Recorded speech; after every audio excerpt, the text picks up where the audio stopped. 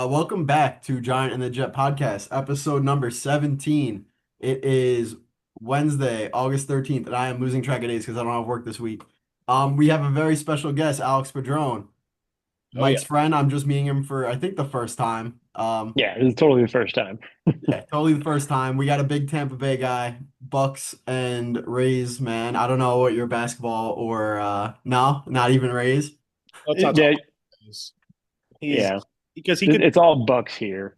yeah, That's what it it's is. limited Because the Rays are worthless. I can't really talk about baseball right now. It'll just bother me too much. I purposely have to drone on this week because if I talked about the Yankees, I I don't know. It wouldn't even be fun for me. Um, so yeah, we're gonna do Bucks and then fantasy. A quick thing, and well, I'll mention this again with fantasy, is I feel like everyone has that certain person who's not in your league, like your immediate league, who you seek advice from.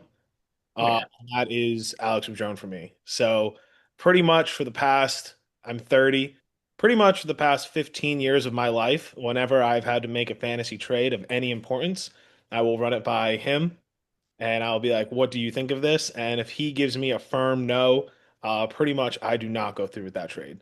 So that's why he is the fantasy football expert um, on here in the show. Matthew Berry. Yeah, a little background. All right. But first, we're going to talk about the Buccaneers. So, Drone, diehard Bucks fan. So I've been living in Tampa since, I don't know, most of my life now. I feel like expectations have changed. In your opinion, has expectations changed in the city the past 5 years with a Super Bowl and four straight division titles? Yeah, no doubt. I mean, Brady and Jason Light, I would say they're the ones that changed the culture for sure for us. I mean, you remember how we were as like kids. The Bucks were like, it was amazing if we just had like five, six wins for the season. And, it always stunk too because if we didn't stink outright, we had a terrible draft pick, something like at 10, 11. You can't really fix your franchise there. Sounds like the Jets right now. Seriously, though, like, talk about losers, just loserville completely. And I'd say with Jason Light bringing in the guys like Evans, David, you know, Gerald McCoy, I mean, not Gerald McCoy, but, and Dominican Sue, bringing all those guys that really changed the team aspect, and then bringing in Brady, like saying we're going after him because he's the best still. I mean, that changed everything. And then, I mean, Tom Brady's the GOAT. Yeah. He changed the whole mindset here in Tampa Bay. But I wouldn't say it's changed completely because like we still have that like, oh, you're like we're just lucky to be here, Think so? just I would say so. Like I think making the division, like winning the division is definitely like the expectation now. But like having expectations to get to the NFC title game or win the Super Bowl, I really don't see that yet. I think we're just happy to get a playoff win, and it's like get in and get lucky kind of kind of a mindset I think for the Bucks. But it's much better than where we were at before. So Yeah. I'm That's loving how the Bucks are now. I saw a stat recently, and I think that the Bucks actually have the worst winning percentage of all time. So like, Yeah, if you but get a Super Bowl, in if you take away the 70s, yeah, they're not that bad. The 70s were crazy. Like I think they started their franchise like 1 and 27. Yeah, You take away that yeah. first 2 years, people say that all the time. Skip Bayless, all we heard for like 2 years was Skip Bayless call them the Succaneers and just repeatedly say that they're the worst franchise in all American sports. But like it really was just those first couple years, and then they've been a pretty consistent franchise. Yeah, I mean, ever since Tom Brady, they have been. That's for damn sure. Yeah. when Dungy came, that changed everything. Yeah. Like in the mid 90s when they brought in Brooks and Sapp.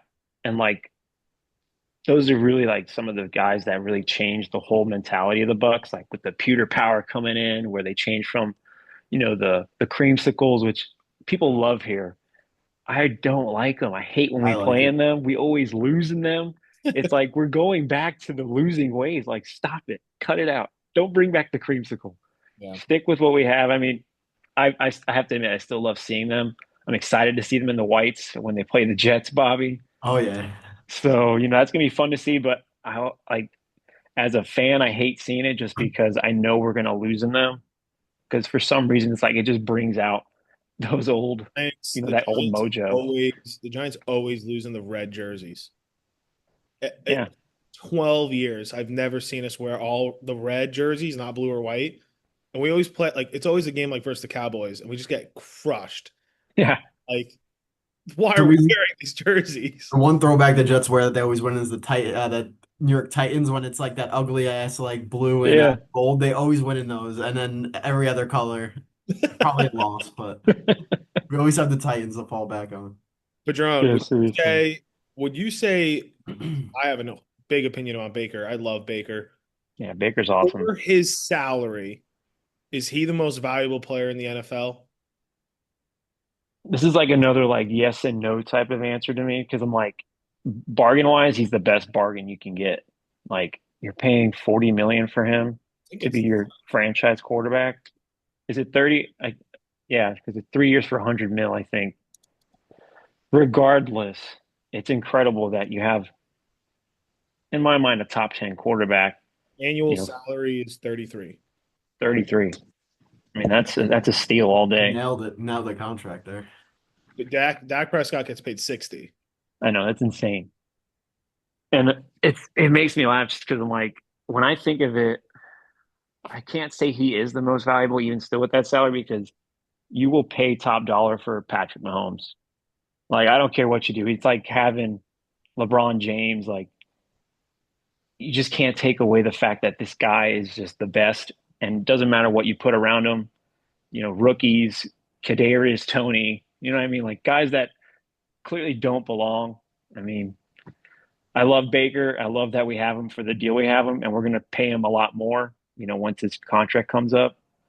But it's a great bargain, but I can't say it's most valuable just because I probably would still say, you know what, I'll pay all the money we need to get a Pat Mahomes here instead. Dude, you need that delusion that we had with Eli, where I will take Eli over Tom Brady, Peyton Manning, Drew Brees, Aaron Rodgers. Now, clearly, Eli has 2 Super Bowls, but like you need to have that blind belief where no matter what happens in one game, Eli Manning is going to be the best quarterback on the planet. Like Baker would just have some smelling salts, which are banned now, but he'll just do them in the I locker know room. that's a One game, I don't know. I think I like Baker more than you. I just watched the Bucs game with you last year, and you were stressing. no, I Um, love Baker. I do. I mean, he what he has gotten to do for us taking over after Brady. I mean, I don't know who could have done that. Like that's hard as shit to do. To take over after Brady came in, where like this is the GOAT. I mean, there's really nobody better to bring in than Baker Mayfield. I remember being so excited when we were talking about, I mean, the year before, I remember talking with my father-in-law about it.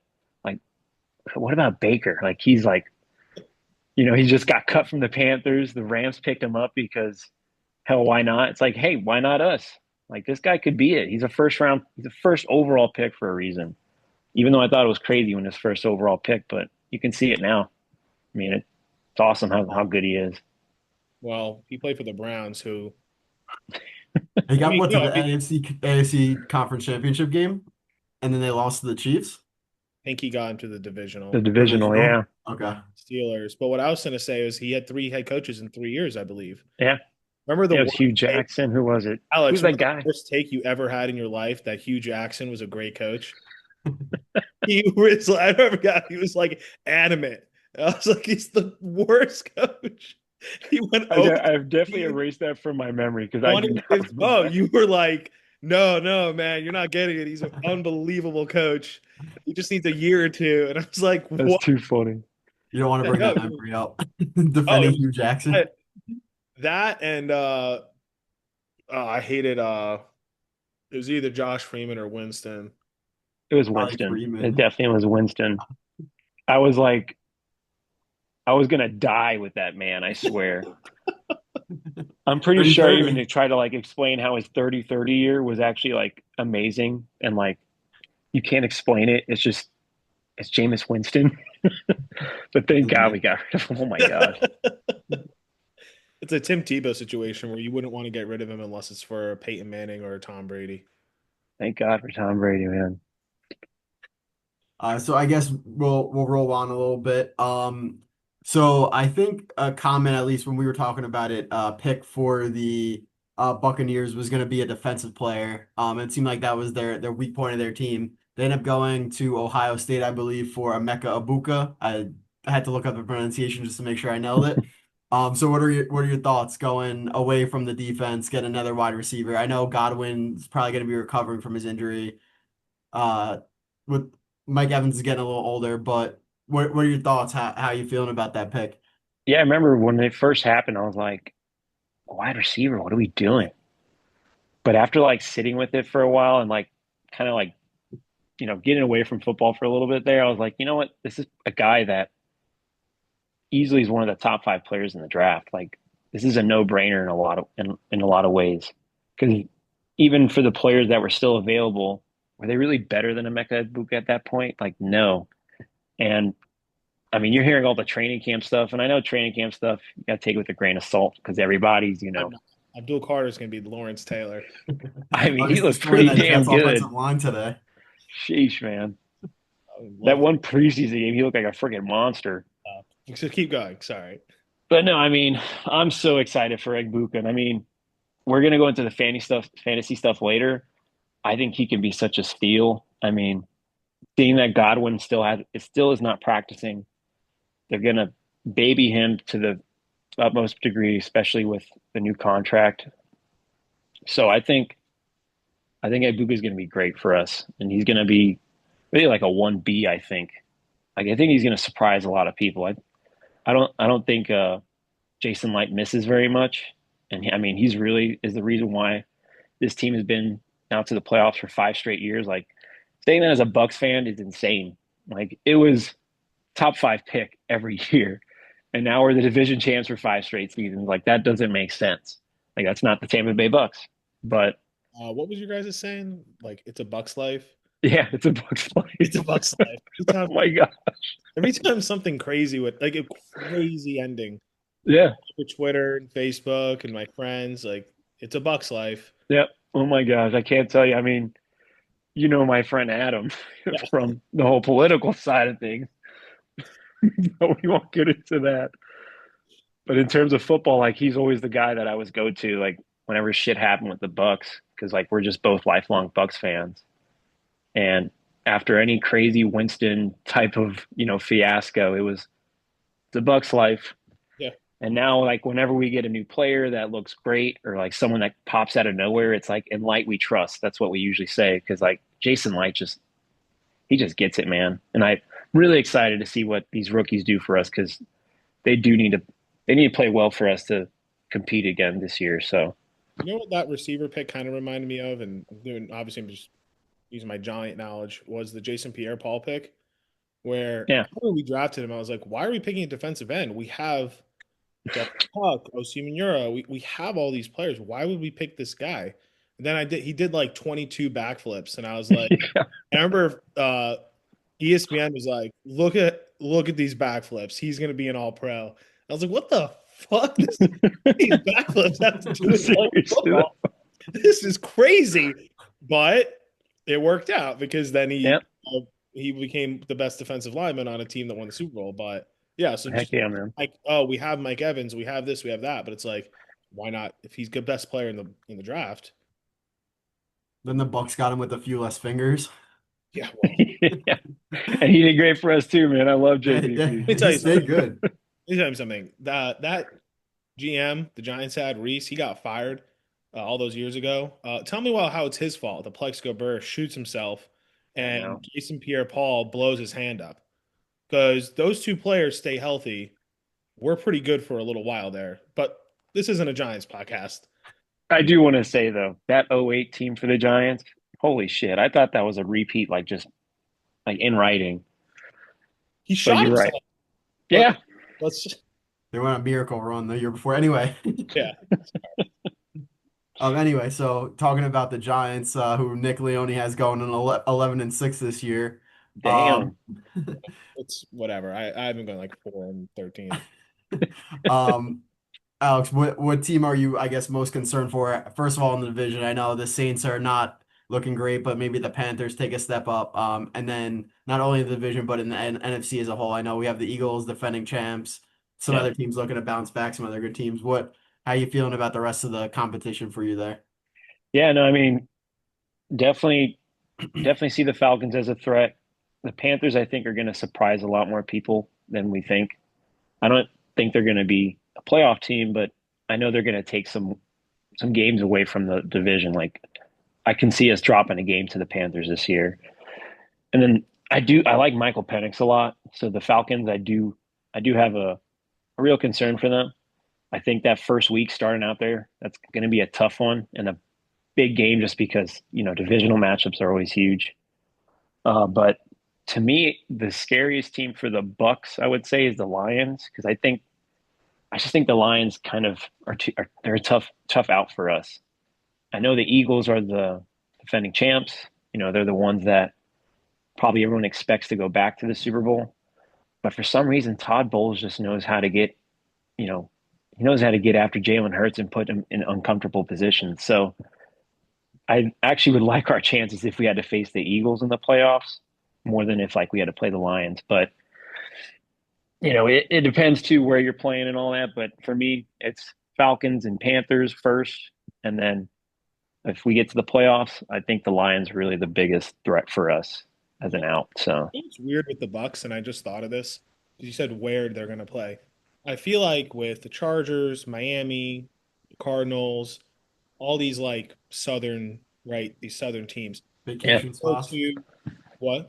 They're almost like vacation spots, yeah, all the places you seriously. Yeah. name. When they go to Kansas, like when Miami went to Kansas City like 2 years ago, I was like, I would bet my hand, like I would bet everything the Chiefs are going to win just because it's negative 20 degrees. The Buccaneers in their history, they go north and play really well. Well, it's funny because the year we won the Super Bowl, the first Super Bowl in 2002, going into that season, I think they had a winless record actually in games below 30 degrees. Like they went to Chicago that year and beat Chicago in a game under 30 degrees. And then when they played Philly, they actually had lost 3 straight years in the playoffs to Philly in Philadelphia. Yeah. So like when they went to Philly to play them in Vet Stadium, which was the last game there, I mean, we all know the Rondé Barber interception for the touchdown. Like that was unheard of. I mean, I remember that as like I think I was 8 years old, like jumping out of that couch when I saw Barber take that ball back. I mean, it was insane.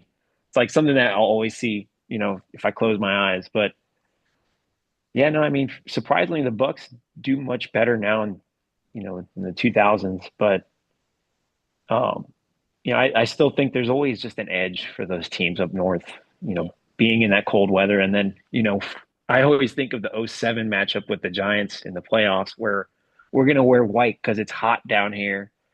And Yeah. the Giants are like, this is great. Like we got our joints nice and, Yeah. nice and warmed up. So like, this isn't hard. Like playing in the cold, that's hard. So I think there's Just always an edge to those northern teams. you mentioned the 2002 team. It just leads right into the next question. If they played each other in the Super Bowl 2002, 2020, wins. It's funny because when I heard this question before, I was like, damn, man, like this kind of makes me feel like I'm in high school and I have a night out with my friends that I can go and like have fun, do whatever hijinks we're gonna get into. Or like I get a text message from like my girl that I've always wanted to go out on a date with. She's like, "This is the night, like let's go out." I'm like, damn, both good options, but I'm gonna go with the girl of my dreams, like Tom Brady, Oh, I Mike thought you were going to Evans, do the Levante opposite. David. Like, how can I pass on that? Like that's I mean, trust me, I love that 2002 team. I mean, it's just like your buddies. It's the people that you've always known since you Okay. were a kid. But there's nothing sexier than having Tom Brady as your quarterback. It's a great analogy, Little honestly. little background story, Bob, is Alex Padron is close to being a Patriots fan when Tom Brady was playing. I mean, Yeah, it was Brady, man. almost it was because the Bucks were always so bad that it was kind They're of like terrible. once the Bucks started 3-13, okay, playoff time. My second team, am I saying that right? Like your Yeah, second team let's pick a was team to actually like root for in the That's what's playoffs. becoming the Bills for me, honestly, right now. Just living Yeah. up here. The Jets are Huge out fan. fucking by November every year. I got to root for somebody. What am I gonna do? Just watch football blankly? Seriously, by November, you're like, well, who else am I going to root for? Yeah. I No, and guess I mean, growing up, I loved Tom Brady. He was always my favorite quarterback. And in a lot of ways, it made me a Patriot fan just because of Tom. But when there was the news about him leaving, I remember being like, damn, we got Mike Evans. We got Chris Godwin. Like, this is like Peyton Manning to the Broncos all over again. You have that beast defense. Yep. And here he came. I mean, it was like seriously a dream come true. The And I Jets remember try being to like, copy the model too. That's the craziest part. We try to do the exact same thing with Rodgers. We had all the yeah, pieces in place, and then he just yeah. it's the Jets. The That Jets was the are thing. Because that's what they did with the Rams and Stafford. I mean, it was yeah. like, this works. Go get the veteran. Like, get the guy that can do it. But no, I mean, All right, so I This isn't a question. Then Bob, sorry, then you can go, Bob. yeah. This is not a question. It's a statement. Tom Brady was robbed of an MVP in oh my gosh, 2021. yeah. He was Heck robbed. yeah. I don't know why they gave it to Aaron Rodgers. Their whole thing was because he had the 1 seed. Meanwhile, Tampa Bay played Green Bay that year, and Tampa Bay killed them. And they had, I believe, the same record. But because of the win percentage in the conference, he had the 1 seed. I go, what does this matter? Tom Brady leads in passing yards, touchdowns, completions. He's dominating. Where's He's this? 43 years old. It's Yeah, like, fuck, dude, what else can this man do? he's robbed. Sorry, Bob. Go ahead. Yeah. So I guess what I was gonna say was talking about the woman of your dreams. Does she make the Mount Rushmore of the all-time Bucks? Let's hear your four favorite Bucks and is the girl of your dreams on it? So as I said before, I have my friend Adam talking about the Mount Rushmore Bucks.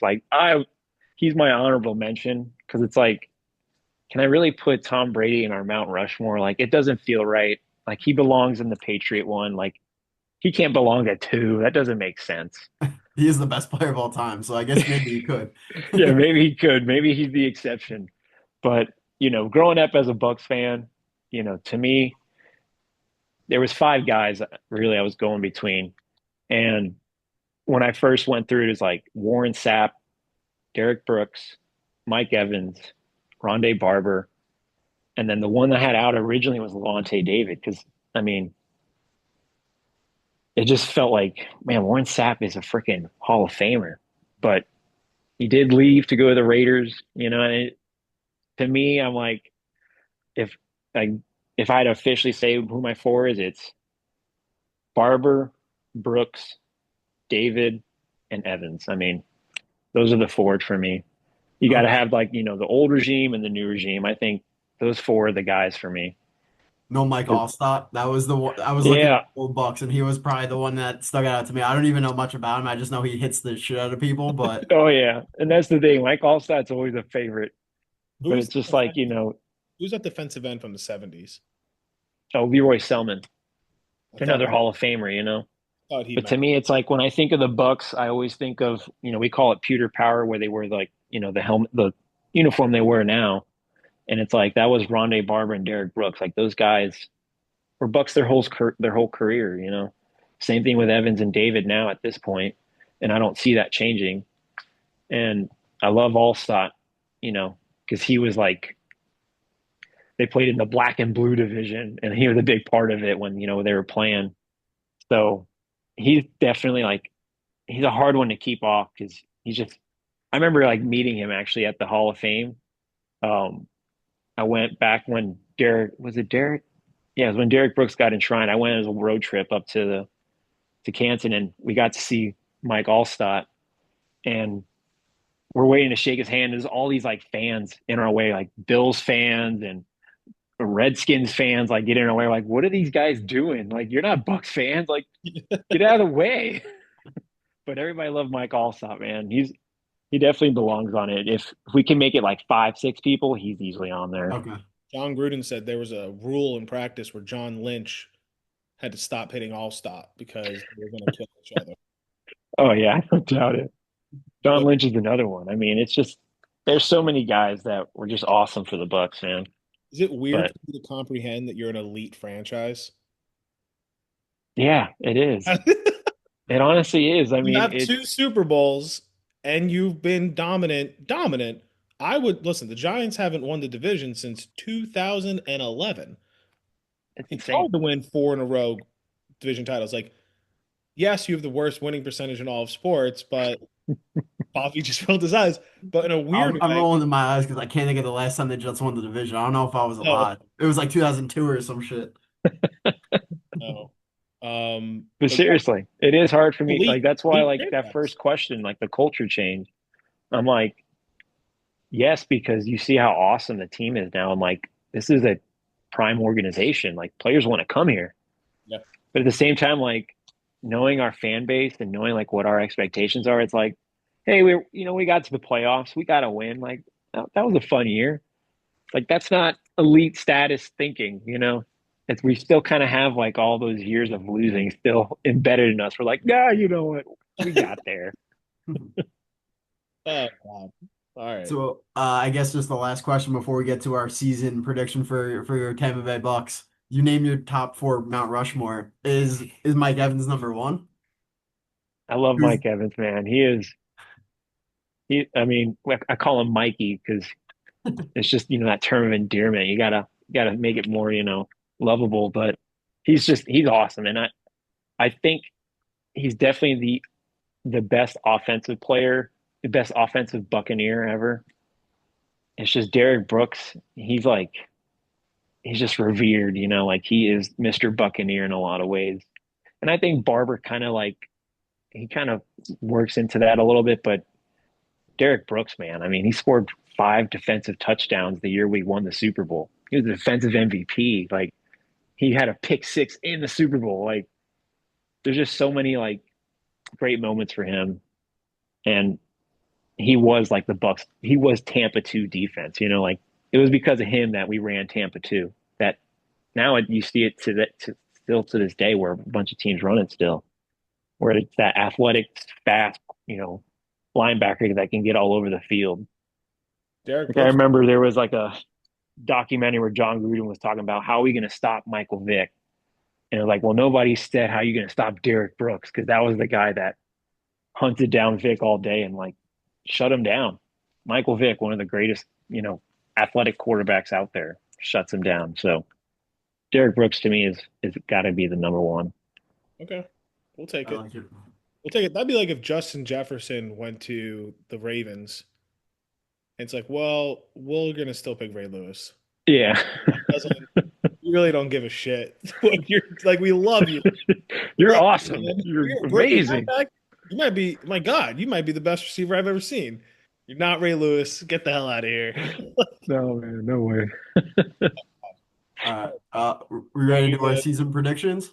Yeah, Bob, you go for it. I like when you do it because then I get to play. When I edit it, I put the NFL theme music in. Okay. All right. Cue the music. All The right, Joe, Bucks. win or loss. Yep, all we need is a win or loss. If you want to give a score prediction, whatever else you want to add, please feel free. But we'll go for win or loss for most of them. All right, so we have week one, September 7th. You're going down to Hotlanta. Alex Dietzick will be in attendance for the Buccaneers against the Atlanta Falcons. I'm giving us a loss in this one. Opening Loss up is with an L. okay. All right. Week two, Monday Night Football against in Houston for the Texans. Win or loss? How we feeling? Taking another L there because I mean we're Jesus. missing Tristan Wirfs the first 4 weeks. Chris Godwin. I think we have a great team, but first 4 weeks I think are gonna be tough for us without Wirfs in play. So Yeah. that's another L. Week three, another tough game.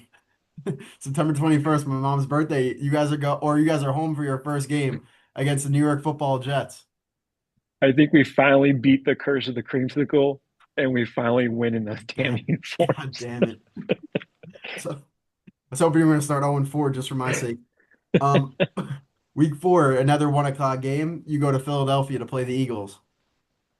So Or no, I'm I sorry, think, you're home. Yeah, you're home. yep. My So apologies. Home against home the game against Philly, I love it. I think what we saw last year, we'll see again. It's hot.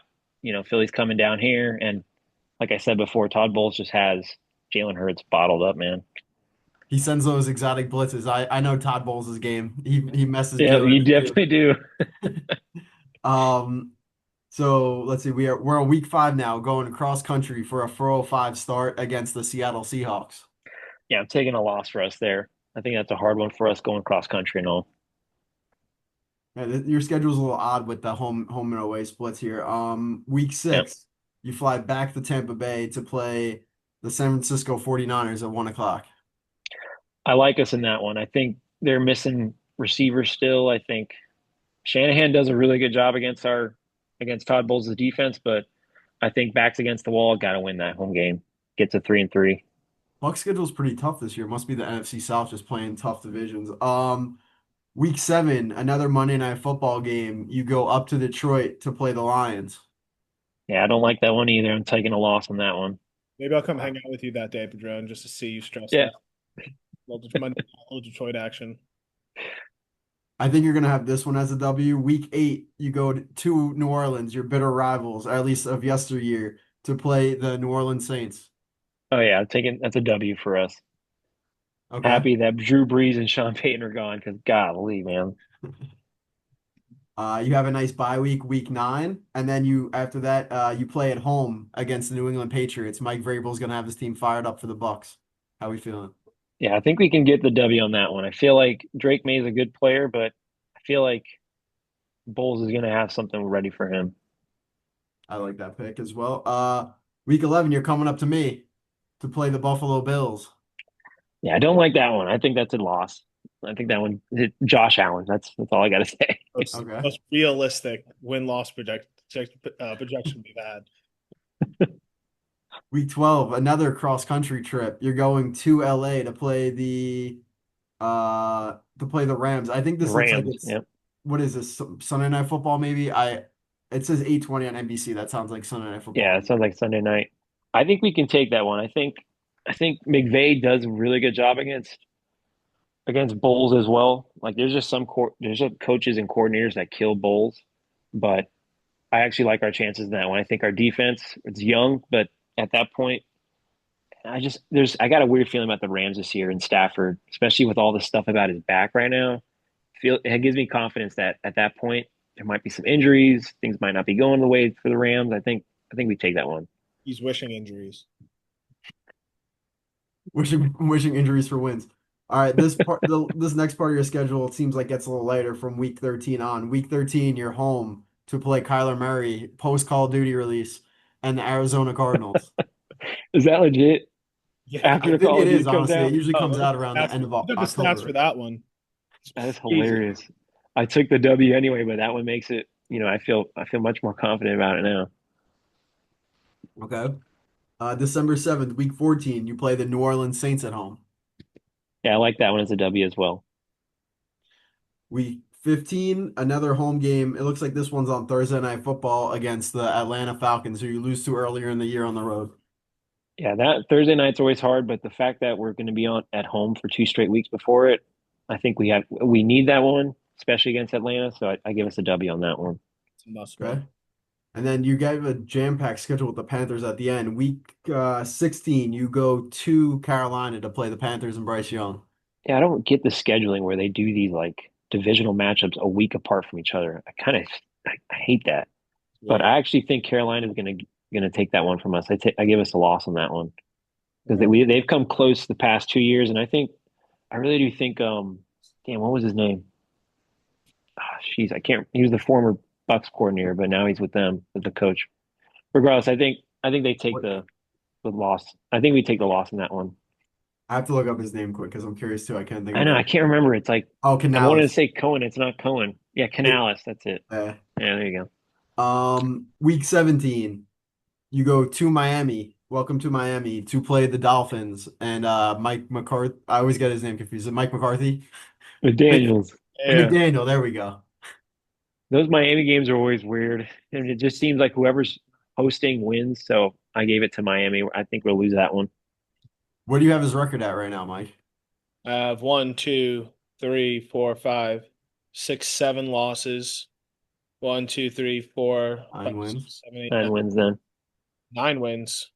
Okay, so this could be a flex game. This is a to be announced for week 18, home against the Carolina Panthers. Yeah, I think must win at that point. Don't know where the Falcons will be, but 10-7 should get you into the playoffs. I think we take that one and get the W. Finish with 10 wins. Get into the playoffs, sneaking in the last week against the Carolina Panthers. I love that. Good Yep. predictions there. Seems Final realistic. final question, John, before we move on to fantasy. How far are the Bucs going this year? I think it's a divisional matchup again. I mean, I think we need a lot of help. I think our defense needs to like mature, kind of learn and get to where it needs to be because our secondary has always just been too putrid. And I mean, if Bulls can get the young guys, because like we already have a new guy, 25 as our nickelback. Can't remember his name now, but we drafted a bunch of corners this in the draft. If they can all, really become a good unit, just a good defense where they, meet their assignments, I can see us getting to an NFC title game, but I wouldn't bet on it. I would say probably one playoff win and then one and done. You gotta fucking you gotta have an Eli spirit, man. Tell Line, you, man, this is the Bucks line, life. This is the Bucks line, life. wait, We're An very happy upgrade though. just to be there. Yeah. just It's an line. upgraded Bucks life from what it used to be. Yeah. Seriously, I will not trade it out for anything. All right. Moving on to fantasy football. So what we decided to do, Padron, is we're not going to give ours, our wide receivers, our running backs, our tight ends. We just want to hear yours because you're the expert.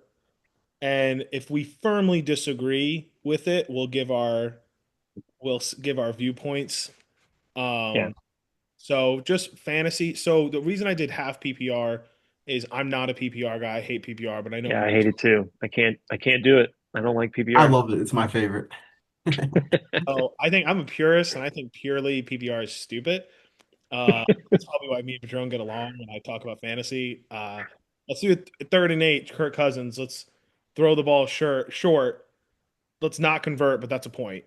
But that's not the argument here. So I did half PPR just to make people happy. Yeah, So Padron, give me your top 5 wide receivers for fantasy this year. We're gonna do yeah. wide receivers, running backs, tight ends, quarterbacks, people to avoid, sleepers, and rookies. So before I get to them, how Mike was saying earlier about how he would always text me about trade stuff. Being a fellow commissioner of a league, anytime there's shit going down in our league, I'm like, Mike, I need your advice on this. I'm sure you heard Because about my fiasco with Nick last year too. no, what happened? It was with the kicker, right? I think I already had whatever bye clinched, and I had a kicker that was on a bye like the last week of the regular season, and it sparked a whole debate with whether I had to drop him or not. I was like, I don't want to drop him. It was like Kaimi Fairbairn or no, Young Oh my It was someone gosh. stupid, and I was like, Yeah. not dropping him, just being a selfish prick. Um, Yeah. Well, Nick's the most difficult human being alive to. Every year, there's some major issue with him that he literally tries to have a revolt against me, Yeah. just to rally the support of other people to overthrow me, and then shockingly make himself the commissioner. And he's being dead serious. So it's like, can you Oh, I love it. fucking stop, dude? I don't like. Whatever. Yeah, no, I remember that, Bob. I remember I had to call people. you called me. I had to call them and say, "Will you let this go? Will you drop Young Hoku?" You're That's like, "Oh, crazy. yeah, Yeah. There's a lot of headaches that come with being a commissioner of fantasy football, surprisingly, but it's you fun as know, shit. So I wish I could say that on a job resume. You seriously, should be able to. I'm the commissioner of my fantasy, fantasy I'm the fantasy league. fantasy football and fantasy baseball, two separate friend groups. I'm the commissioner of both. That's That's a a lot lot. person. I would be like, if I had an interview like that, if I was looking through resumes, it said I'm That's so much the commissioner. fantasy football league that we take very seriously, I'd be like, that's a top. That's a Heck yeah, man. That's a hell of a Seriously. candidate right there. Whoa, you stand out. Like That's you the some thing, man. you some When leadership. August and November come up, shit's gonna go down. Shit is going down. Anyway, Yeah, so we were like, what? So we want to start with top 5 wide receivers. yeah, and it should be mostly easy. I just want to see what your viewpoints are. Yeah, I mean, I think it's pretty straightforward. Jamar Chase, I There's one mean, unbelievable. Number 1, Justin Jefferson. Number 2, I I disagree. got CeeDee Lamb at 3, Puka Nacua at 4, and then who I think people are overlooking in a lot of ways at 5. I have Brian Thomas Jr. I think that dude is. I mean, I had him last year. He went off for me, and I know like that is definitely tilting the scales, but I really like. I mean, Liam Cohen was incredible for the Bucs. I think they're looking to do what they did with Godwin with him, where they move him to the slot, keep him on the outside. I mean, the dude's a freak of nature. So I'm I'm expecting a big year from him. Bob, that was controversy. Kevin traded Brian Thomas Jr. for Kate Otten. Yeah, that's Oh right. my gosh. Straight up. And we try not to veto trades, but we thought that was Yeah. crazy. What was it? It was someone else. It was K. Dot and like someone random Someone for crazy. And I was yeah. like, he was the number 2 wide receiver in the league. Yeah. And K. Dot at the time was like the number 3 tight end, but then I don't think he did shit the rest of the season. Who Yeah, he cares? had like 2 good weeks, I think. Yeah. Padron, the only thing I would say about that list is I really just don't have faith in JJ McCartney. That's what I was gonna say too. I was interested you had Justin Jefferson too. I know he's talented, but the quarterback is questionable. No, I get that. And that's the thing. I feel like Justin Jefferson, he reminds me of Hopkins in a lot of ways where when you give him the right guy, oh my gosh, like when he had Kirk Cousins, he was ungodly. I mean, but then, Sam Darnold, I forgot who they had that one year when Cousins went down. I mean, they had like three different guys and he was still killing it. But no, I totally get that too. Um, but no, I would take Jefferson over a CeeDee Lamb, a Puka Nacua. I still feel like he's just too good to pass on. Okay. And I guess the other point with I feel like number 5 is tough too because you have like Yeah, ARSB in there, yeah. Neighbors, Collins, even There's a Drake lot of good London guys. popped off. Like that 5 spot's really tough to judge this year, I think. We can do Yeah. this later, but is Garrett Wilson in your top, like hypothetically your top 10? I think serious. In mine, Yeah. You let don't me have to think. talk about. I I like him. mean, if I go through it, I really don't think so because I mean, I would probably have him on. I'm on Raw at 6, 7. I have Neighbors. You think 8 would probably. I mean, I see AJ Brown usually in that range for people. I really don't like him this year just because I really think they're going to lean into what they did last year by running the ball. I mean, Garrett Wilson's probably like top 12, top 14 if I really had to go through them all. You know Sleeper why? has him at 15. Yeah, You know that why sounds about right to me. I like him because I think Justin Fields is such a bad quarterback Yeah, that when he before he had, I watched him with DJ. I won the championship at DJ Moore. yeah, He forces the ball to his receivers so much.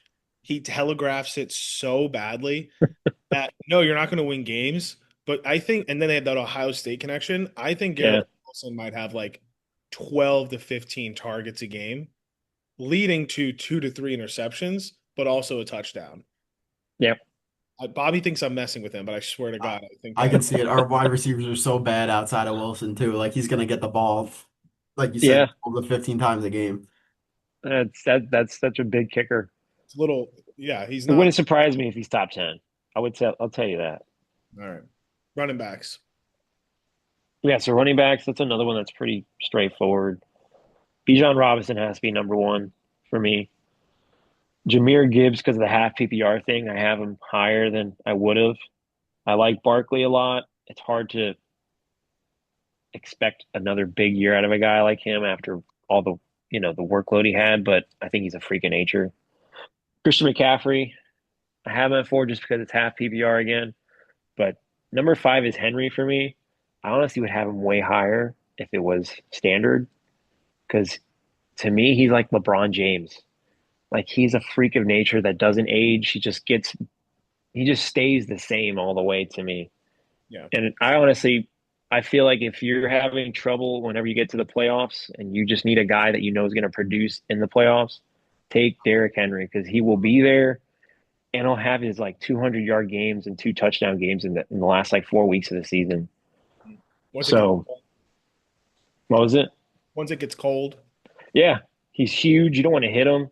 And then it's the Tractor fucking Baltimore Ravens. Like, they're gonna just be pounding the rock with him. Tractor But Cito season. Classic.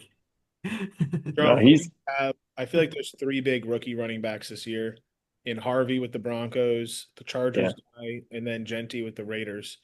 Weirdly, they're all in the same division. I didn't even put that I together. know. I didn't even put that together till right now.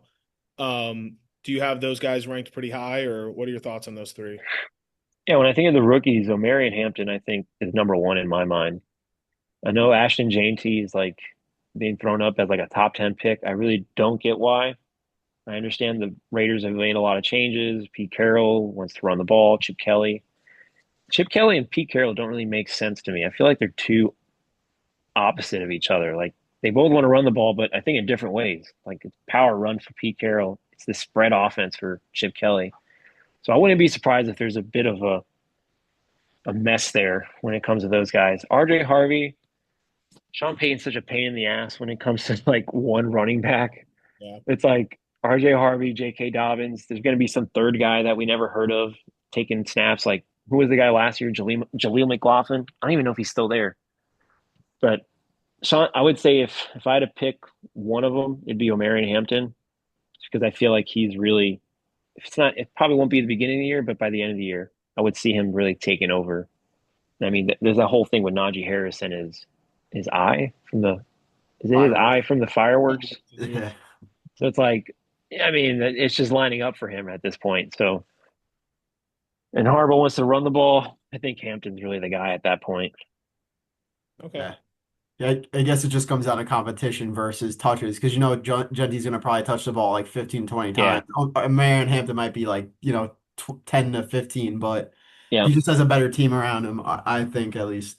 But yeah. Harvey, I feel like that's such a big like factor for me when it comes to fantasy. Like the targets is huge for a wide receiver, but when it comes to running back, I want to know he has a good team around him, or else he's just Saquon Barkley on the Giants trying to make something out of nothing. You know what I mean?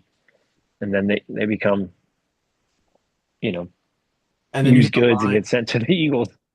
You get the Lions where they have two guys and they both finish top 10 every year somehow. Unbelievable, man. well, Uh, that's what I was just about to say with the running back position, and we've gone through this, Bob, you and I, many times, but just briefly, it's frustrating watching the Lions and the Falcons because, like in the playoff game last year, the Lions are playing the Commanders, and Gibbs is averaging over 7 yards a carry. Yeah, And he's it's like, wild. okay, that's great. We're going to put in an injured David Montgomery no matter what. And like I had Yeah, Bijan Robinson last year, and they genuinely would go an entire series, not situational, with Tyler Algier. And I'm yeah, like, what are you, why are you doing this? What it literally makes no sense in my mind. We're giving you a total break. So like I'm drafting this year just because I had Bijan last year. What is a coaching philosophy? How many targets are they getting? yeah, Almost don't even care how talented they are because if it's just talent, yeah, Bijan's a no-brainer. yeah, But is Derrick Henry going to be on the goal line? Yes. yes. Is Derrick Henry Exactly. first down, third down, fourth down? Yes. Because the Harbaugh brothers aren't freaking idiots. But Yeah, so they're not putting Keaton Mitchell on the goal line to get a fucking touchdown. No, it's Derrick Henry. yeah, let's take out our Hall of Fame running back and put in a third down specialist. It's like, what are you guys talking about? He Yeah, can block. He can block. He can block. Like Tony Romo, be like, he's in there for blocking, Jim, and then he goes out for a pass. I'm like, you might as well have your Hall of Fame running back in there.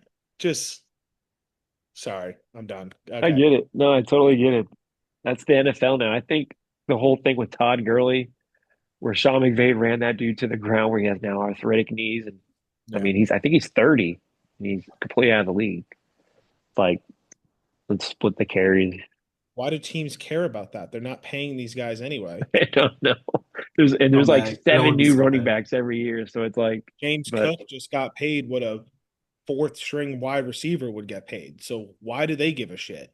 Run yeah, them. Run them. Who cares? it's true, man. Jesus Christ. A starting pitcher.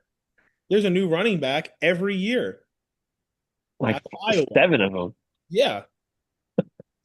Oh, who's Yeah, this guy from seriously. North from Ole Miss or Boise State? It's like there's no Yep. shortage. Tight ends. Yeah, tight ends. I mean, it's Brock Bowers, and then Brock Bowers again, and then Brock Bowers again. I mean, there's no other tight end out there but Brock Bowers. Well, Trey McBride, he's going to be a good Give me a good tight end, but like it's a crapshoot after those top two. I could say Sam. I mean, yeah. What do you see in the consensus? Sam Laporta, George Kittle, Mark Andrews. I actually have TJ Hawk as my five because I actually think he can do really well. And what does a young quarterback like? He likes a tight end.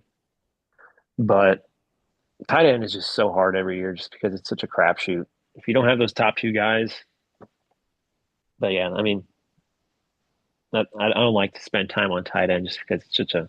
I actually don't pick tight end until like way late in the draft. I Me think too. it's not worth the top pick on unless Either you Brock get the Bowers best, somehow falls to you at like a fourth round or something. yeah. Either you get the best, or you could just play waivers the whole season. Is Yeah, usually how I look at it. yeah, And like last year, even Bowers was like a waiver pickup like week one and week two for a lot of the leagues. So like, you're getting exactly, tight end one week two into the season, not even in the draft. So it's a exactly. shitty position, honestly. It should just be lumped in as a flex at this point. Um, I think even crazier is in non PPR. I looked up today. George Kittle was ranked higher than Brock Bowers Yeah, that's crazy to me. because he just had so many touchdowns, whereas Brock Bowers caught like 12 passes a game. But for Yeah, that, that's true. it's really just what kind of league are you in? Is if it's PPR, Brock Bowers is a second round pick. If it's non PPR, someone might still reach, but really he's like in my opinion, he's like a fourth round pick. Yeah, no, And I agree. if you're not counting all those receptions, Seriously. how much I longer do they just have in the wide Kel? receivers and running backs, they get you too many points in comparison to like the top tight end. It's not Travis Kelce anymore. Like that he's gone. Like he's aged out. You're not gonna see another guy like him probably for ever. you never know. It's free. Kyle Pitts. Kyle Pitts, Kyle Pitts. some talented dog, Oh, man. some you have to draft Kyle Pitts.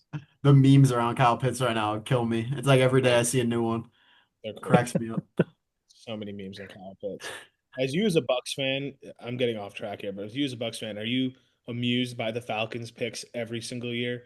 Oh yeah. You go Bijan, Kyle Pitts, Drake London, sign Kirk Cousins, go Michael Penix Jr. Are you just like, this is No, great? my favorite was that they did those picks of Kyle Pitts and Drake London and Bijan Robinson, and it was Arthur Smith as the head coach, where like he doesn't throw the ball. He just runs the ball over and over. So like, why are you wasting picks on these pass catchers? Like, what are you doing? Raheem Morris, I'm sure, loves it now, but it's just like, what are you guys doing, man? That must be funny. That's what teams must think of us. All right, quarterbacks. Yeah, quarterbacks, Lamar's just unreal.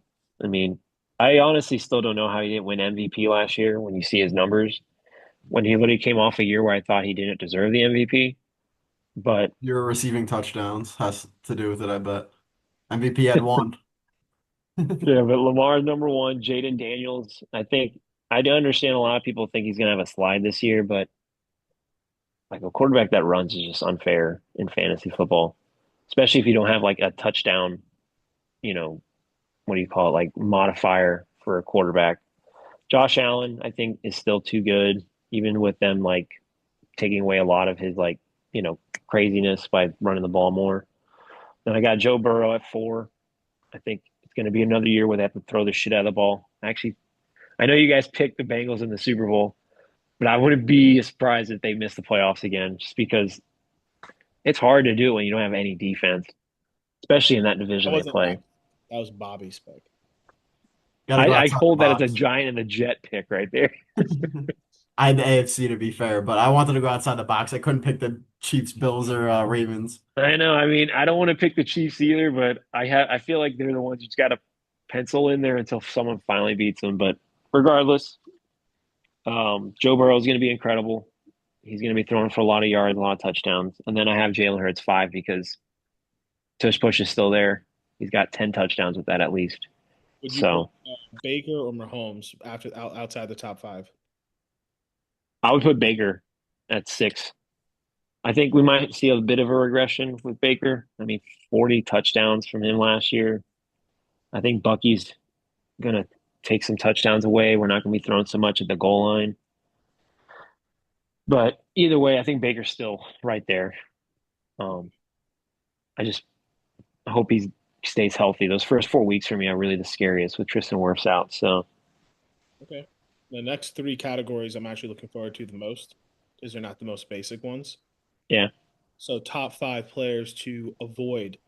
yeah, I really like this one because I feel like when you're in drafts, you always know who you're not picking. Number one for me is Pat Mahomes. I feel like everybody's expecting this light show to come out of them. It's like this is not who they are. They're the Patriots now. Like they understand what it takes to win in the NFL. It's not points on points on points. It's winning situational football, and that's what Patrick Mahomes does for them. Going back to the whole most valuable thing. That's what makes Pat so great is that he makes the play when you need him to. It's not throwing for 5,000 yards and 50 touchdowns anymore. The Chiefs, I think the Chiefs told you exactly who they were when they signed Chris Jones instead of Tyreek Hill. Yeah, exactly. Hey, this is who No, we are the next 5 years. I feel like they exactly. also sleepwalk through the regular season too half the time. They Yeah. somehow end up like with 11 to 12 wins, and it seems like they didn't try half the season. It's insane. And it's crazy. And they're always the one seed. I'm like, Buffalo, like Baltimore, what are we doing? Like Baltimore, they actually step up every so often when they have a down year, but fuck, dude. It's like someone needs to take that one seed and take it out of Kansas City. Even though you saw what he did when he went to Baltimore that one year. I mean, Mahomes is just insane. Anyway, number two for me is AJ Player to Brown. Yeah, number two to avoid is AJ Brown. Again, I mean, it's really like where he's getting drafted. He's like a top, top two, second, like first 2 round pick. And I just think they're not going to throw the ball as much. And I just feel like you need a receiver that's in a team that doesn't play good defense and has a quarterback that's going to just throw the ball. So AJ Brown for me, I love him, but I wouldn't be picking him this year. And then I think a lot of people are going to see Tyreek Hill hovering at like the third, fourth round and think, oh, I need to take him. Like this is going to be a huge pick. I would avoid that pick big time. I think I Mike McDaniels is showing that they want to run the ball and that they're afraid that Tua is going to die on the field if they let him stay in the pocket for more than 3 seconds. So literally. I could see that. I could see Tyreek having more of a step down again. And then I have Ashton Janty as my fourth guy because he's like seen as a top 10 pick. I just don't see that. I just feel like, yeah, the workload's going to be there. Just the team, you got to have a good team, especially if you're going to take top 10 pick, Like you can have a guy like Kyron Williams, a guy like Bucky Irving that are going way later than him. So for me, you can take J&T. I'll take one of those guys later on. And then last, I actually had this guy before he got signed. It was James Cook. I thought that there'd be a regression there, but now that they signed him, I actually still like him where he's at in terms of drafts. But I think who I had before James Cook was Travis Kelce. He's going to be lingering near this 80, 90 pick mark. You're going to want to take him because like, oh, it's Travis Kelce. Who knows? Just let him go. Go get some young receiver. Go get someone that actually still moves. That's not dating Taylor Swift and no thinking about retirement after this and what he's going to do with his life. Go get some young stud that's playing, that's trying to prove himself. So those would be my top five, I would say. Okay. Yeah, I mean, I agree with all. I keep seeing Tyreek Hill in my third and fourth round, and I'm like, I know. so I agree with all of them. But matter of fact, you saying that, here's the example, Bob, where I hear Padron say, I go, oh man, do I not draft Tyreek Hill now? Oh God.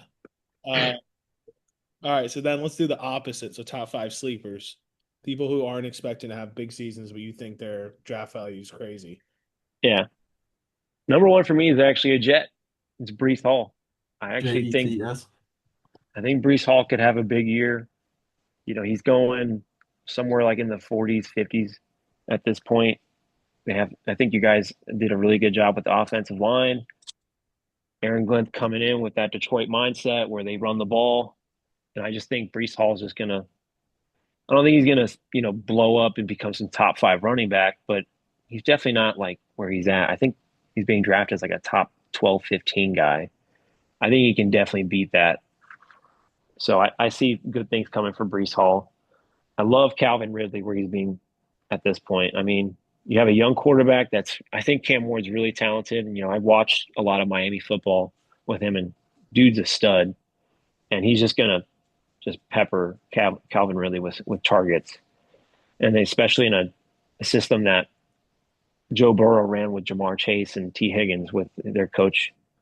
Is it Brian Johnson? I can't remember exactly his name is, but I see that team just airing it out and Calvin being a big, you know, proponent of that. And these are guys that are like major sleepers that I'm bringing up. I think we got Marvin Mims Jr. He's the guy from the Broncos with Bo Nix. He had a big finish to last season, and I think he's going to carry that over in a lot of ways.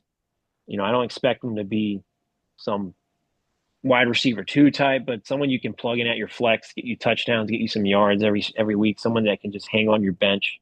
I think he can be really good. And then I have Roschon Johnson from the Bears. I think he can be a real steal this year just because Ben Johnson's coming from the Lions, where he had DeAndre Swift, who's their number one right now, and he said, "Get out of here. I don't want you anymore. I'm going to pick your replacement, Jahmyr Gibbs," which of course was a smart move. He likes to have a two-back type of system where he likes to run the ball. They've done a great job with their offensive line, and I think he's just going to be the guy that falls into the end zone, 8, 10 times this year, possibly. So I think Roschon Johnson can be a real steal this year. And then Christian Kirk, he's the number 2 for the Texans. CJ Stroud's a good quarterback. I think you'll see him probably regress positively to like the player he is. I know that they don't have a sharp offensive line, but they have a broken down Joe Mixon as their running back, Nick Chubb, who's still not the same. They're going to have to throw the ball. So Christian Kirk as a 2, I mean, I loved him with the Jaguars until they essentially imploded. And I think he can do a really good job for the Texans this year, just being a guy that can get you a nice flex play every week. So I can't even name another pass catcher on that team. The yeah, one guy blew up his knee, right? I can't even think of what his name is. He blew up his knee in the playoff game though, and yeah, then Tank Dell. yeah, Tank That Dell. dude was incredible, but Yeah. he's not coming back for They another have them year. blocking. They had him Was like it blocking on the 1 yard line or something, and he just got crushed. Tank Dell Maybe I'm when he thinking got I hurt? think it was like the back of the end zone. He like went to like go. Yeah, he made like an insane catch, and then like his Yeah. knee slid up his leg essentially. the wrong person. Never mind. All right, and then finally, one last one, Padron. Top 5 rookies. Yeah, rookies I've talked about already. Hampton, I think he's going to be the number 1 rookie, honestly, of them all, just because of opportunity and being a good part of a good Chargers team. Stinks that they just lost their left tackle because that's probably one of the best offensive lines in the league. But I still think that's a guy that could be a top 10, possibly top 5 running back, considering how much Harbaugh wants to run the football. And you have a great quarterback in Justin Herbert. So attention's not going to be on you so much. I like Egbuka a lot. I really am excited for him. I think he can be a huge player the first couple weeks for us with Chris Godwin being out. I just wonder how things will change once Godwin comes back in. But I still think he can be a major stud this year. I'm And happy we then, got you to be a homer a little bit. I feel like you've been very not Bucks biased, which I appreciate, but you finally yeah, got one in there. I love it. yeah, seriously. I mean, fantasy to me just takes over. I Yeah, feel I at feel the some same points way. it's like, oh, are the Bucks losing? Oh no, that stinks. But I really need a touchdown here for this other guy that's playing against them. Anyway, I love Travis Hunter. I think Travis Hunter could be a major steal. I know that there's the question of him playing defense, offense. I think Liam Cohen again is another. He's a good offensive play caller. Brian Thomas Jr. is going to be a tremendous number 1 for them, and I think it's lined up. Like Travis Hunter is going to be that number 2 option for them in that team because it can't run the ball well. They didn't run the ball well last year. They don't really have a great back. I know ETN did well with Trevor before, but Liam Cohen's there to fix Trevor Lawrence.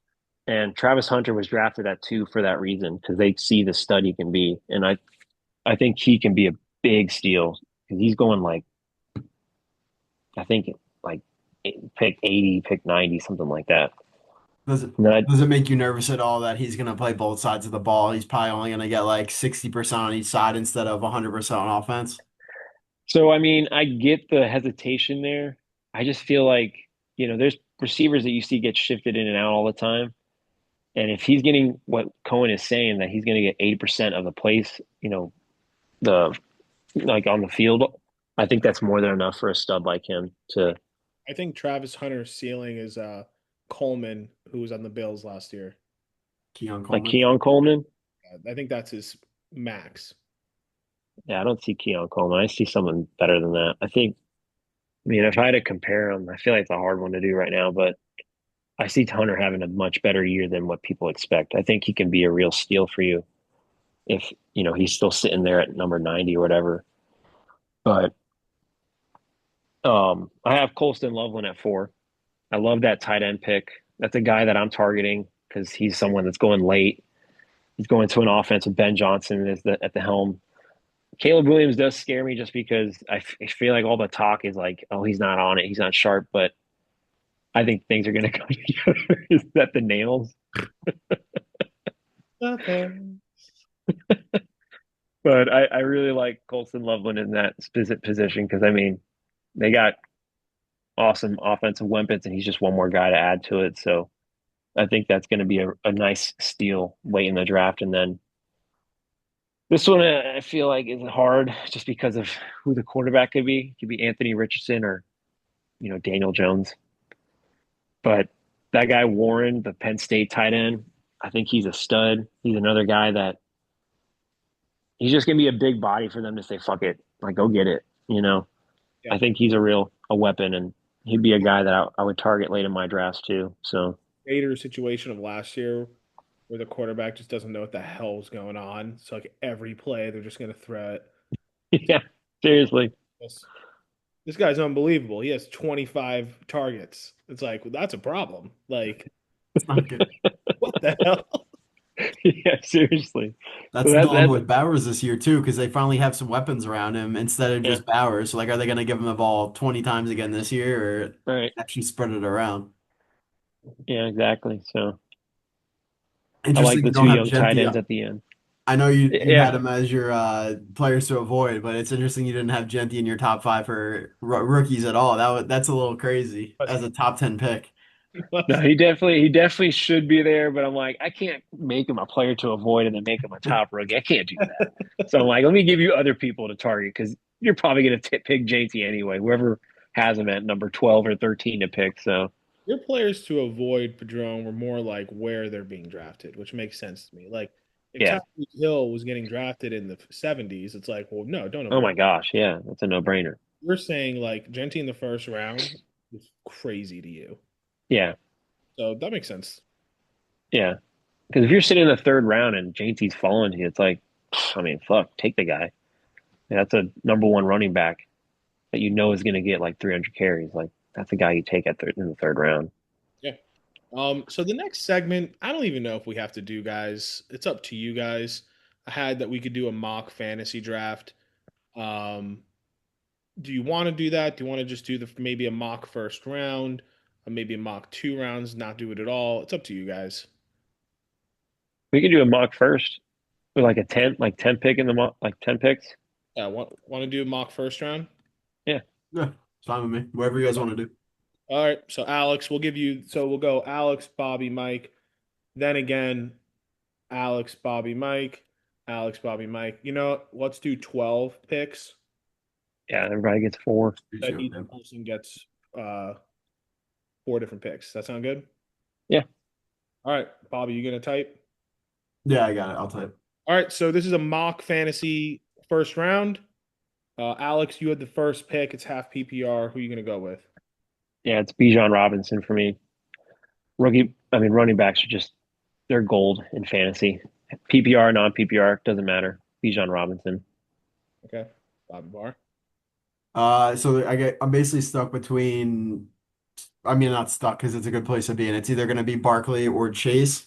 I'm kind of in the same boat as Padron. I really like taking running backs early. I think there was a big dead zone in fantasy where like almost rounds to like 4 through like 8. It's kind of a guessing game, and you could waste a high pick on them. So I'm going to take Barkley. I'm not very secure, confident about his health this year. I think he's going to be a guy who's going to miss time, but I think that talent is just too much to overlook. Number 2 overall, so I'll take Barkley.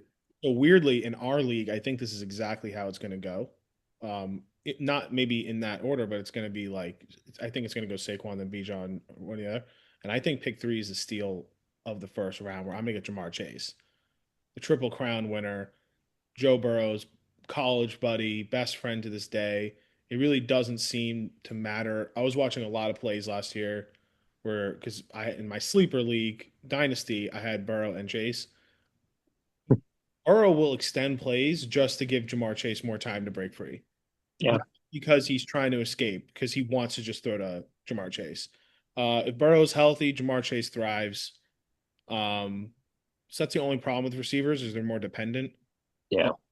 Jamar Chase, third pick is just if you can get him at the third after what he just did, God forbid it's PPR. Yeah. So I'll go Chase. Yeah, Jamar and half PPR is just not fair. But no, at the fourth pick, I mean, that's Jahmyr Gibbs for me. I mean, they're going to be peppering that dude with targets out of the backfield, and then they're going to work. I mean, you see what they do every year. Like Montgomery stops getting the touches at the goal line, and then Gibbs starts getting them for some reason. They just love to flip it. And I know that because I've had Montgomery the past 2 years, and it drives me nuts. So when I need him in the playoffs, I don't get him. But Gibbs is he's just gonna be a monster again. He's just not fair. Guy's Freak an of nature. unbelievable talent. Yeah. That's who I would have taken if he would have fell to me. So I'm kind of stuck between a glut of wide receivers here, between Jefferson, Lamb, Nakua, Sun God, and Neighbors. Um, Give me CD as the number 5 pick overall. I know we talked about Justin Jefferson and his raw talent earlier. Don't trust the quarterback, so I'm not going to pick him. Give me CD Lamb and good old Dak Prescott tossing the rock. That puts me in a weird a weird spot, Bob, because I really don't like Justin Jefferson. Like, He's gonna be in like have the best wide receiver season of all time with the way we're talking about him. yeah, yeah, probably. Let me see something. I just want to go to last year's scoring leaders, just so I'm not losing my mind here. Um, Damn, first round. I feel like I'm an idiot if I don't take Justin Jefferson here. Um, Ironically, this is my pick. I'm pick 6. Oh, you love this pick. I do love this pick because I think Justin Jefferson's going to go in the top 5. I hope he goes in the top 5. Um, I guess I'd be running off on the clock here. I'd probably just have to go with fucking old reliable. I would just go with Derrick Henry, personally. Because I'm not going to regret that pick Yeah. ever. Like he's gonna be the top 5 running back. He's gonna get every end zone touch. I hate Justin Jefferson this year. So let's see if Alex takes him here. What if he falls out of the first round? No, it's funny because I'm hoping my league mates aren't watching this. Not that I think they would actually do it, but I'm the fourth pick in our league, and I've just said, fuck it. I'm taking Derrick Henry at that point. I know there's guys that are going to fall to me, but I don't give a shit. I'm taking Derrick Henry because I know what happens every year. Like I said, he's LeBron fucking James. He's going to be there in November, December, just running through defenders, running for 60-yard plays and getting touchdowns when you really need him to. Derrick Henry's a great pick there. I love Derrick Henry there. Okay. But yeah, I'm taking Justin Jefferson at number 7. I mean, that's just A steal. I just think Kevin O'Connell has proven that dude's an offensive mind. He knows how to, really get his quarterbacks to do what they need to, and he gets his playmakers the ball. And Justin Jefferson's he's just unreal. Okay. Bob. Number 8. Okay. Still have a bunch of wide receivers left here. Um, it's really between Nakua, Sun God, and Neighbors. I'm actually gonna go with Neighbors here. I think he had a amazing season last year with probably the worst quarterback play in the NFL. I think it's the quarterback plays only gonna get better if he's healthy. Give me Neighbors at number 8. Yeah, Yeah. that's a good pick. If I had pick 9, I'd have absolutely no problem picking this person. I'm gonna go St. Brown. Yeah. He's just Good gonna, floor. unless some sort of weird injury, he's gonna easily have 1,000 yards, easily have 8 to 10 touchdowns, and then that's the low side, and on the high side, he's gonna have 1,500. So he's just their guy, and they love him there. They're more obsessed with his blocking, but it's like, yeah, he just signed him. He's guaranteed money. Still has a high drive from his dad. I like St. Brown. Yeah, St. Brown's a good pick there. Um, and because right now I feel like C-Mac is a guy that I would target at this point. CMC. Yeah, CMC. But it's just, gosh, man, it's crazy because I heard the stat for CMC. He's played 7 seasons in the NFL. There's 4 years where he's actually finished them. He was top two running back. The other 3 years he was hurt, where he didn't play a whole season, didn't really play more than half of it, I believe it was. So it's like, talk about Russian roulette. Like you are either gonna hit big or you're gonna just completely bust out. And Yeah. it's just like, fuck, man. At 10, I like C-Mac there. That's not a bad pick, I think. This Yeah. is the pick I have in our league with me and Mike. Yeah. Nick says that if Patrick picks Bijan at 1, Nick's deciding between Barkley and CMC. And he's leaning towards CMC He's at gonna get 2. burnt At the again. t- at the 2. That's crazy, man. But I get it. I mean, he has that high potential, but just one injury and it's over. Yeah. Number 11. This is a tough spot here. I'm kind of between two guys, either Ash and Genty, who I think we've shit all over for most of this podcast. Um, and Puka Nacua, who is dealing with a quarterback who might retire, honestly, before the season Yeah. starts. Yeah. Give me Genty. I like the running backs. I like the running backs early. Give me Ash and Genty in that volume. I know he looked horrible in the preseason, but I think that's only going to help him out. Maybe he'll fall even further, get him in the late second round. I So honestly don't see Genty as a bad pick there, but I just feel like a Kyron Williams, a that's Bucky Irving, Jonathan Taylor is a good one too. Jonathan Taylor. I was just about to say, if this was a snake draft and I got Williams on the Rams and JT on the Colts back to back, Yeah, be pretty. jumping for fucking joy. Heck yeah. I would be like, right now, Bob, when you go, I'm deciding between two players. I go Williams and JT, which is so funny how like you differ from other people in your Oh league. yeah. No, everyone could be successful at different points. Like Bob's won, I've won. But no, I was like, man, Williams or JT. And then you didn't pick one. I go, oh my God, now who am I going to pick? If I had to pick, if Stafford's there, that's just a big question. Yeah, I'm that is the picking big one. Williams is the most underrated player. He had like 12 straight games of a touchdown. It's the Shanahan offense where we're just going to run Terrell Davis into the ground. Yep. Todd Gurley. And it's just I just really like Williams. And if it was a snake, I'd also just then take Jonathan Taylor. But I'm a big running back guy.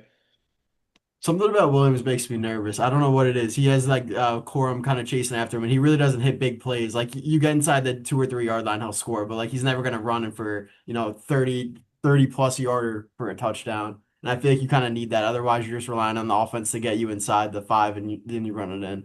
Depends on Yeah, depends on size. maybe I need to be fact checked on this, but I heard a stat where the last 3 years, there's only been two guys that have had 1,000 yards rushing and 10 plus touchdowns. It's Derrick Henry and Kyron Williams. Those are two guys that we've been saying, like, oh, Derrick Henry can't keep doing. He's getting old. Kyron Williams, he's a third round draft pick or sixth round draft pick, whatever he was. Like, he's too small. He can't do this every year. And these guys just keep producing. Like, keep doubting those guys.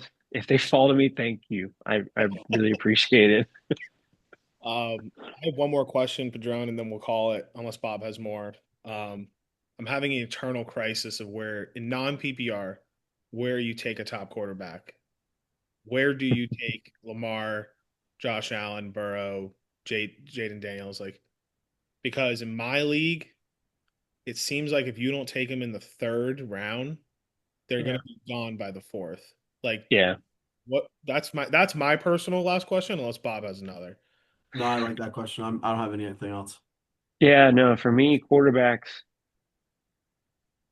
in my league, we've played now 11 years. I missed the playoffs once. That 1 year I missed was because I took Mahomes in like the second or third round. So like I have a strict rule now, like I don't take quarterbacks before the fifth round, essentially, maybe fourth round. And it depends who's there in the fourth round. So like if I have Joe Burrow sitting in the fourth round waiting for me, like I'm going to take him. Yeah. I know Lamar's not going to fall there. I know Jaden's not. I know Josh is not. Like they're not going to fall that round. Like they're just too sexy of a pick. But I'm not going to go in the third round and take him. Like if you can get two good, three good running backs, two good receivers, one good running back, whatever. If you can get any mixture of running back, wide receiver in those first three picks, like that's so much more valuable because there's a guy like Baker Mayfield that's going to just pop. I mean, the guy that won our league last year, again, Adam, he won it because he took Baker Mayfield with the last pick in the draft.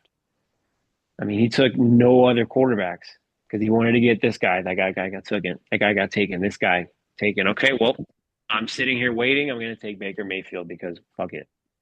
Yeah. Like if you can do that, that's crazy. But I know that's not going to happen all the time.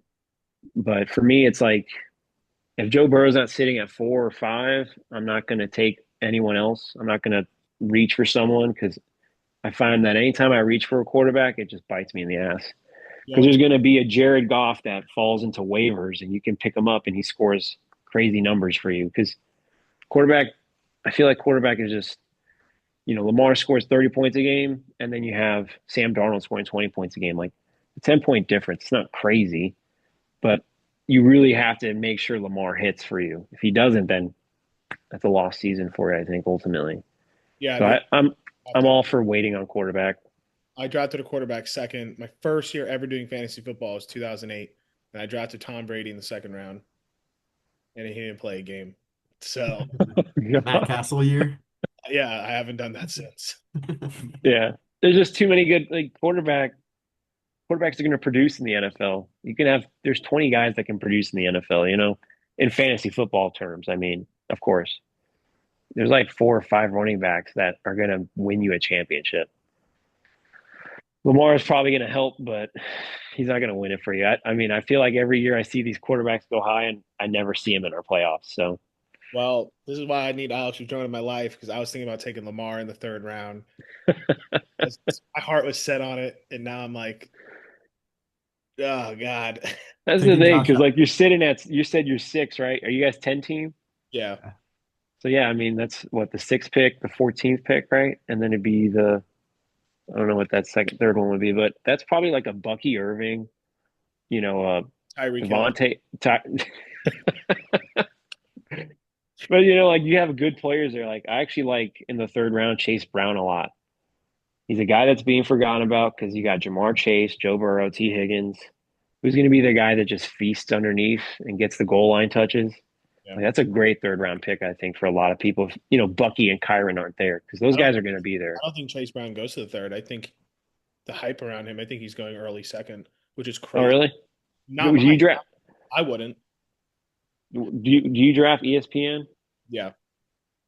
For some reason, ESPN has him as like a fourth round pick, and I'm like, that's such a surprise to me. Time I do Sleeper has him as like a third round pick, 28. Yeah, that makes more sense to me. We'll But see. like, if you can get him as a third round pick, oh my gosh, He's also way better steal. in PPR than he is in standard because he's like a pass catching guy. He's never gonna run Yeah, the ball the backfield. Or he that will, makes but sense. That's probably why he's lower when I do my mocks, just because it's I do standard. So a Yeah. guy like that is just a steal. Anyway. All right. Is that Bob? Anything that's else? it. Yeah, that's it for me. It was All right, nice let's talking Yeah, to you, Alex. thanks, Padron. That was yeah, man, this was fun. perfect. Right on time too, right at 10 o'clock. So I know you probably have to do dad duties or something like that. So, Yeah, David's knocked out, thankfully. So We'll have to get you back on it for the right before the Bucs get flexed to Sunday Night Football or something for that last yeah, week against the Panthers. yeah, no, I'd love to do it again. This was a lot of fun, guys. all right. Sounds good. That's the end of the Right. pod. I'll see you guys later. All right. All right, see you guys. Take care.